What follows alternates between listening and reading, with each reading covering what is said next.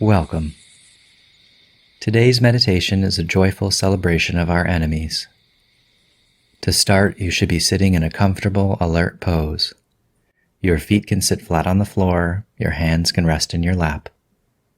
Try to lift your head up toward the ceiling to straighten your posture, and lift your chin so you're looking straight ahead or even slightly upward.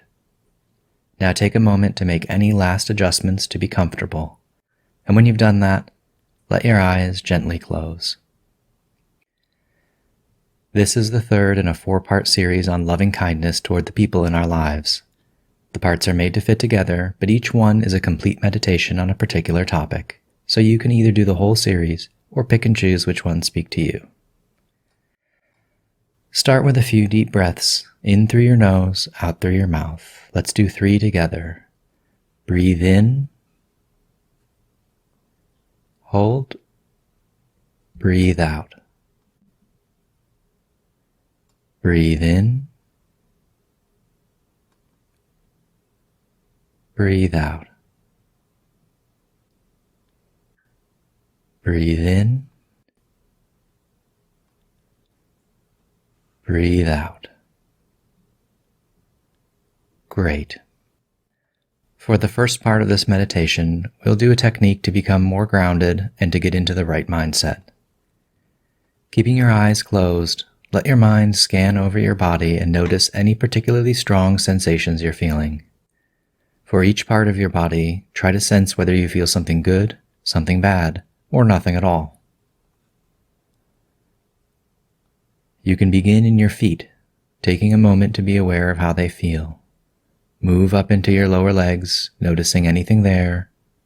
Moving onto your knees and then up to your thighs. Notice where you sit, the sensation where you make contact with the surface beneath you. Feel your abdomen, then around your rib cage.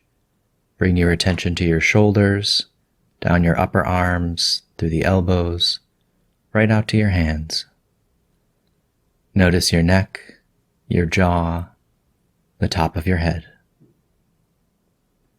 Now, if anywhere in your body is uncomfortable or hurting, bring your attention back to that part. If nothing hurts or feels uncomfortable at all, bring your attention to the sensation where you rest on the surface beneath you.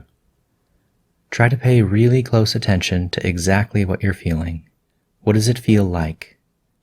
You may feel something sharp and vivid. You may feel a dull, achy feeling somewhere.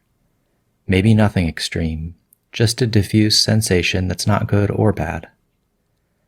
Try to sense if that feeling is changing as you watch it. Does paying attention make it more noticeable or less so? Try to put all your attention on that sensation. For just one moment, focus completely on that feeling. And now bring your mind somewhere else in your body, somewhere you felt something positive or nothing at all. Again here, try to pay close attention to the sensation. Does bringing your mind to that place create a sensation that wasn't there? Does it change what you're feeling? Focus for a moment here, noticing the contrast.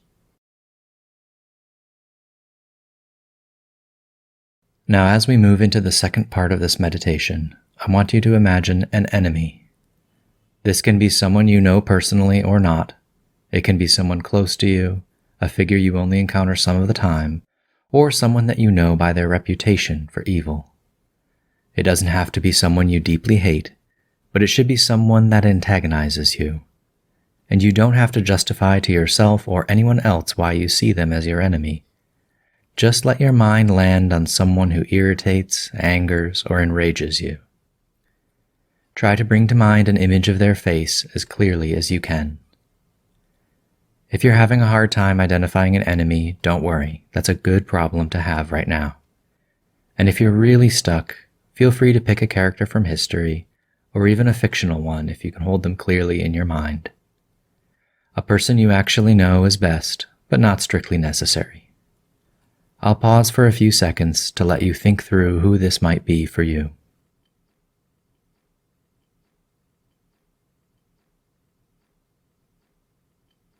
With your enemy selected, I'm going to give you a series of scenes to imagine in your mind. You're an observer now, just watching how the enemy experiences each of these. First, they're walking down a busy city sidewalk. They're hurrying to get where they're headed, bumping other people as they rush past. They come to the end of the block and start making a quick turn down the side street, and right as they do, they step on a piece of garbage, they slip, and fall down hard on the concrete. For half a second, everything goes red as fury and frustration fill their mind. But before they can lash out, the pain shows up. They've come down hard on their wrist and it's shattered. They crawl to the edge of the sidewalk, filthy and bleeding, and fumble for their phone to call for help. Now see the enemy as an old person, moving slowly and with aches in each step.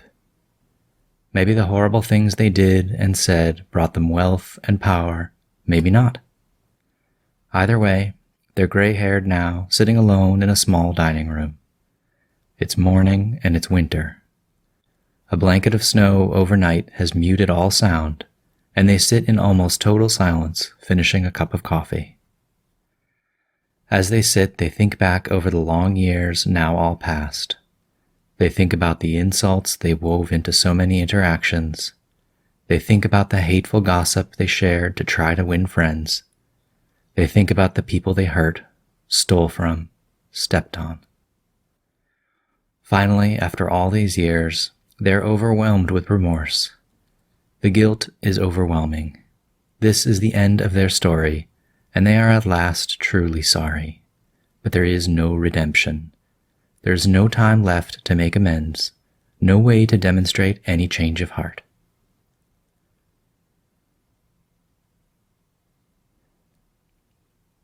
Now see the enemy as a child, maybe 7 or 8 years old. They're sitting in their bedroom listening to their parents laughing with their dinner guests downstairs. Outside there's a thunderstorm rattling the windows, and every few minutes a bolt of lightning booms so loud their tiny bones seem to vibrate in their skin.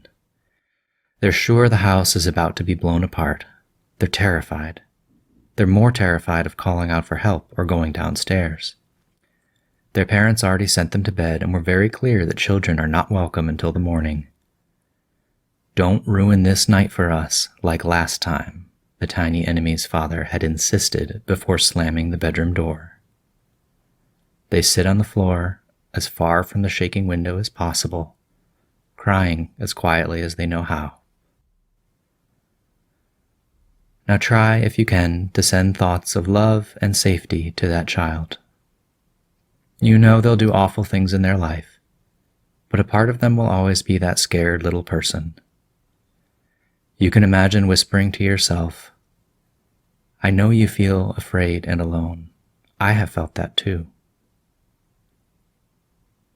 As we reach the end of this meditation, let your eyes gently open. Before trying to move around too much, notice the colors and textures you see. Take in the corners of the room and begin to allow some movement in your hands and feet. When you're ready, you can begin to lift yourself back up into your day. I hope that you can carry some of the empathy and connection of this meditation with you and have that in reserve for the enemies you encounter.